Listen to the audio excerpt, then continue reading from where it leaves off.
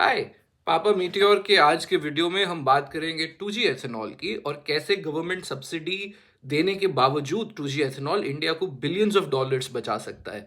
तो let's first understand what is this 2G ethanol. तो जो भी आप लिग्नोसेनोलिक बायोमास होता है, यानी कि बगास हो गया, जो गन्ने का छिलका हो गया, या जो राइस हस्क हो गया, जो धान से निकलता है, उन सब चीज़ों को जब आप यूज़ करते हैं तो उसको उससे अगर आप एथेनॉल बनाते हैं तो उसको आप सेकेंड जनरेशन एथेनॉल बोलते हैं, क्योंकि वो फर्स्ट जनरेशन हुआ जो खाने के सोर्सेज से बना, सेकेंड जनरेशन हुआ जो कि नॉन फूड सोर्सेज से बना।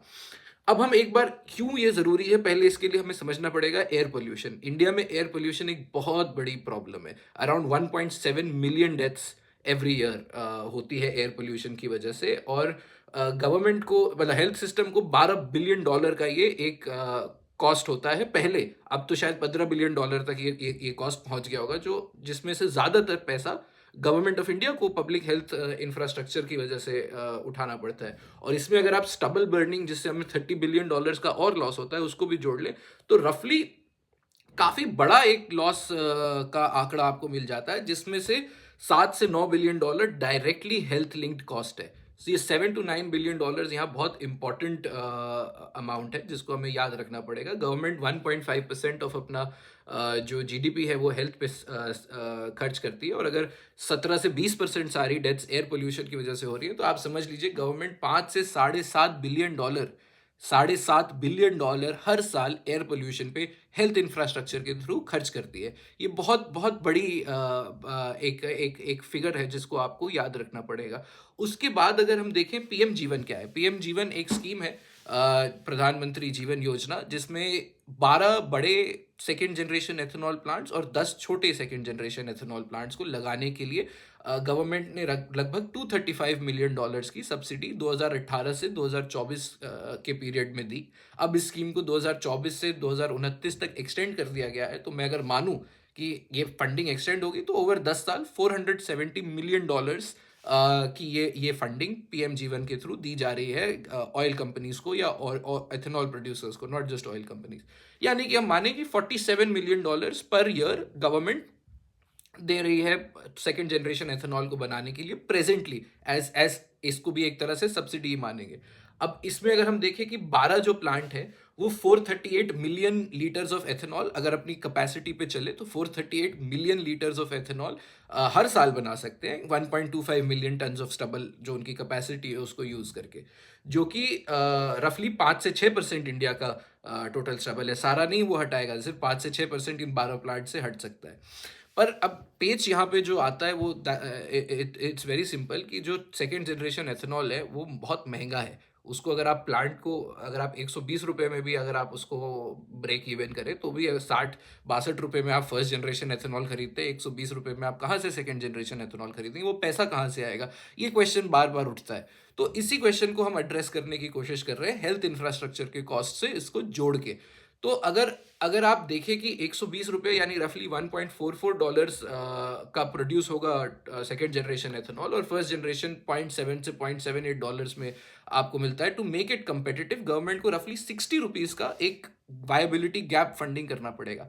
अब ये गैप फंडिंग अगर ओएमसीज पे आप डालें तो बहुत ही खतरा हो जाएगा, क्योंकि ओएमसीज ऑलरेडी गैसोलीन को एथेनॉल के प्राइस से चीपर खरीद रही है, उनको लॉस वहाँ गैसोलीन से भी हो रहा है। और अगर आप 20% ब्लेंडिंग टारगेट से ऊपर जाना चाहते हैं तो सिर्फ वही कॉस्ट आपके ऊपर एक भारी कॉस्ट पड़ेगा। तो इसीलिए ये कॉस्ट जो आता है ये आपको हेल्थ से बिना जोड़े सेकेंड जनरेशन एथेनॉल सक्सेस ही नहीं कर सकता कंट्री में।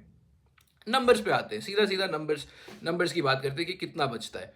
तो अब अगर हम 5 से 6% अपना स्टबल बचा लें वहां पे, तो उससे $7 से $9 बिलियन तो हमने एक साथ बचा लिया हेल्थ इम्पैक्ट्स में गवर्नमेंट का। तो यानी इसको अगर आप जोड़े तो 450 से 500 मिलियन पर ईयर। प्लस आपने 10 से 20% एमिशन भी बचाया, जो कि जो आपने सेकेंड जनरेशन एथेनॉल यूज किया गैसोलीन को छोड़ के, आपने उससे भी 50 से 100 million ton urban health cost में बचाया। तो let's look at the hard figures. Annual cost क्या पड़ेगा? $316 मिलियन आपको सब्सिडी में देना पड़ेगा अगर आप ₹60 का वायबिलिटी गैप फंडिंग करते हैं। प्लस आप $47 मिलियन ऑलरेडी दे रहे हैं हर साल पीएम जीवन के थ्रू, यानी टोटल आपका फिगर आता है $363 मिलियन। एनुअल सेविंग्स आपकी कितनी हो रही है? आपकी एनुअल सेविंग्स स्टबल का बचा के और एयर पोल्यूशन का हेल्थ कॉस्ट बचा के 450 टू 500 मिलियन का गवर्नमेंट को एनुअल सेविंग हो रहा है। तो अगर आप रिटर्न रिटर्न और इन्वेस्टमेंट देखेंगे तो the government spends for every dollar the government spends it saves 1.2 to 1.40 dollar. So यानी गवर्नमेंट हर एक रुपए एक डॉलर के लिए एक 1.2 या 1.4 डॉलर्स तक बचा रही है अगर वो 60 रुपए का वायबिलिटी गैप फंडिंग करती है ओवर एंड अबव पीएम जीवन स्कीम सेकेंड जनरेशन एथेनॉल के लिए। ये नंबर बहुत इंपॉर्टेंट है। और इसको अगर आप लॉन्ग टर्म में देखें तो ये सेविंग्स 3 to 4 बिलियन डॉलर्स तक पहुंच जाता है 10 साल के पीरियड में। और आरओआई जो प्लांट्स का वो लेस पे बैक पीरियड जो स्पेंडिंग का वो लेस देन अ ईयर हो गया, क्योंकि आप हर साल उतना खर्च कर रहे हैं। Already 1.7 million deaths due to air pollution, इसका एक भारी भारी कॉस्ट पड़ रहा है कंट्री के ऊपर। तो अगर इसको थोड़ा इसको साइलो में देखने की जगह, दिक्कत क्या है कि हमारी बायोफ्यूल पॉलिसी को बहुत साइलो में देखा जाता है। अगर if you don't look at it in a silo, just OMCs के पर्सपेक्टिव से ना देख के इसको हेल्थ पर्सपेक्टिव से भी जोड़े, आप इसको एयर पोल्यूशन कॉस्ट से भी जोड़े। और एयर पोल्यूशन का कॉस्ट बहुत पड़ता है। पीएम आयुष योजना उसमें भी एयर पोल्यूशन के रिलेटेड डेथ्स, और गवर्नमेंट हॉस्पिटल्स काफ़ी खर्च करते हैं। ज़्यादातर रूरल और अर्बन लोअर क्लास लोग वहीं जाते हैं अपने बीमारियों को दिखाने के लिए। तो एक बहुत ही बड़ा सेविंग का ये 363 मिलियन डॉलर, मैं फिर रिपीट करूंगा, आपको टोटल खर्च हो रहा है। और 450 टू 500 मिलियन डॉलर हर साल आपको बच रहा है आफ्टर गिविंग पीएम जीवन and 60 rupees per litre subsidy. तो ये केस है सेकेंड जनरेशन एथेनॉल को बनाने का। इसके बिना सेकेंड जनरेशन एथेनॉल सक्सेस भी नहीं करेगा। तो frankly speaking, this is the way to make it work. Thank you.